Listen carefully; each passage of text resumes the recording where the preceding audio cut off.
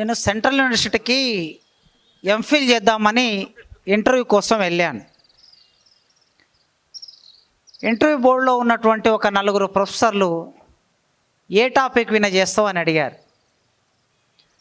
అంటే ప్రపంచీకరణ వ్యతిరేక కవిత్వం మీద చేద్దామని అనుకుంటున్నాను అన్నా. అప్పుడప్పుడే ప్రపంచీకరణ వ్యతిరేక కవిత్వం వస్తూ ఉంది. ఏవి కొన్ని పేర్లు చెప్పు కవిత్వం రాసిన వాళ్ళవి అని అడిగారు ముదిగొండ వీరభద్రయ్య గారు. నేను వెంటనే కొండెపూడి నిర్మల గారి పేరు చెప్పాను. పుస్తకం పేరేమిటి అన్నాడు.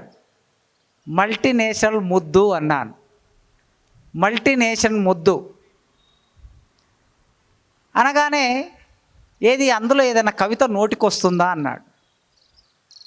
వెంటనే అదే శీర్షికతో ఉన్న ఆ కవితని నాకు గుర్తున్న కొన్ని పాదాలు చెప్పాను. ఇంకెవరు రాస్తున్నారు? అంతకన్నా కొద్ది ముందు మొగులయ్యింది అని ఒక పుస్తకం వచ్చింది సిద్దిపేట నుంచి. సిద్ధారెడ్డి గారు, తైదల అంజయ్య వీళ్ళందరూ కలిసి ఆ రెండు పుస్తకాల పేర్లు, అందులో కొన్ని కవితల పేర్లు చెప్తే నాకు సెంట్రల్ యూనివర్సిటీలో రీసెర్చ్ చేయడానికి సీట్ వచ్చింది. అట్లా సీట్ వచ్చిన స్వీట్ గొంతున్న మా మేడం ఇప్పుడు మీ ముందు కవితను వినిపిస్తారు. కాసిం నన్ను గురించి చాలా ఎక్కువ చెప్పారు. చాలా అభిమానం నాకు కాసిం అంటే. ఈ కవిత శీర్షిక పేరు బొట్టు.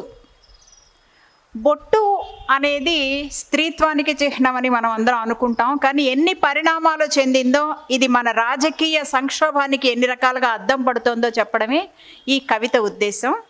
ఇది బొట్టు.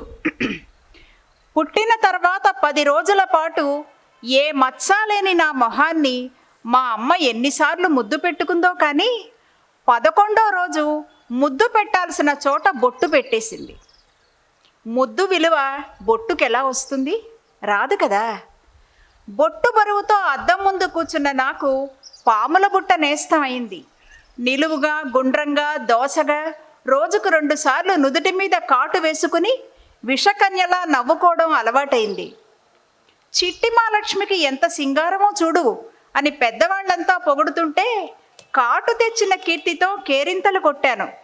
పాముల బుట్టని బొట్టు పెట్టే అనాలని వాళ్లే చెప్పారు. బొట్టు లేని మొహం ఒక మొహమే కాదన్నారు. ఇంటికి ఎవరొచ్చినా ఆప్యాయంగా నుదుటి మీద కాటు వేసి పంపడం నా జాతి సంస్కృతి అయింది. ఒంటి మీద బ్రాలాగానే బొట్టు కూడా నా ఆడతనానికి చిహ్నం అంటే అవుననుకున్నాను. అలంకారానికి, అభిరుచికి దర్పణం అంటే అబ్బో అని నమ్మాను.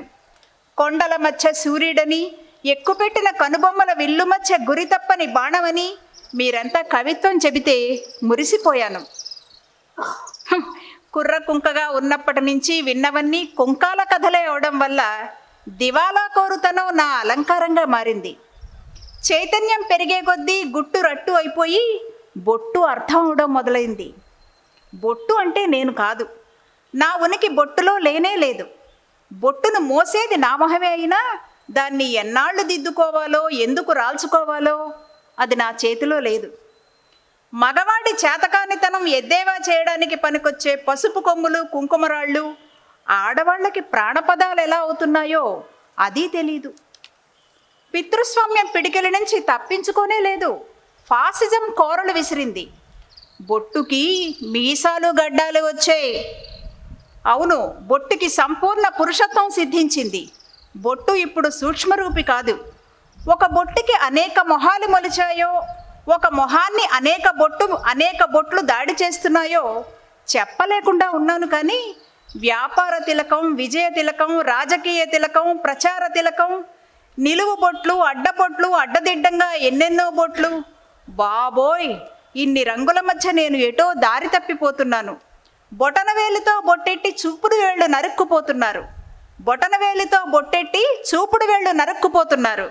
బొట్టు నిర్బంధ శాసనమైంది. బొట్టు బలిపీఠమైంది. గుండెలో కత్తి దించినట్టు మొహాల మీద బొట్టు నాటుతున్నారు. భయం రెపరెప ఎగిరేలా పాలకులు కాపలా కాస్తున్నారు. మునిపెన్నడూ చూడని, వినని, విశ్వాసం లేని శబ్దాల్ని గొంతులో కుక్కి కన్నీళ్లు మింగిస్తున్నారు. ఏ బొట్టు ఇంకా ఇంటి తలుపు తట్టలేదంటే కాచుకున్న ఖడ్గమృగం ఈ పాటికి ఉపవాస దీక్షలో ఉన్నట్టు లెక్క. ఏ బొట్టు ఇంకా ఇంటి తలుపు తట్టలేదంటే కాచుకున్న ఖడ్గమృగం ఈ పూటకి ఉపవాస దీక్షలో ఉన్నట్టు లెక్క. ఆహా, వేలడంత లేని నా తిలకం సీసా వేలాది మైళ్ళ నెత్తుటి వరదలైంది. చిన్ననాటి నేస్తాలైన మేరీతోనూ నూర్జహాన్తోనూ నేనిప్పుడు చూపు కలపలేకపోతున్నాను. ఊరి చెరువులోంచి మేమంతా అపురూపంగా కోసుకున్న కలువలు తామరలు పార్టీ చేతుల్లో నలుగుతున్నాయి. సంకేతాలు కరువవుతున్నాయి. సందర్భాలు మూగబోయాయి. కాలం నడుస్తున్నట్టు లేదు, కాళ్ళిడ్చుకుంటూ పోతున్నట్టు ఉంది. అదిగో అక్కడ ఎగరాల్సిన సీతాకోక చిలుక ఇక్కడ గొంగళీ పురుగులా పాకుతోంది. ఏ మచ్చ పడని ఆ 10 రోజుల బాల్యాన్ని మళ్ళీ ఎవరైనా తెచ్చిస్తే ఎంత బాగుంటుంది. Thank you.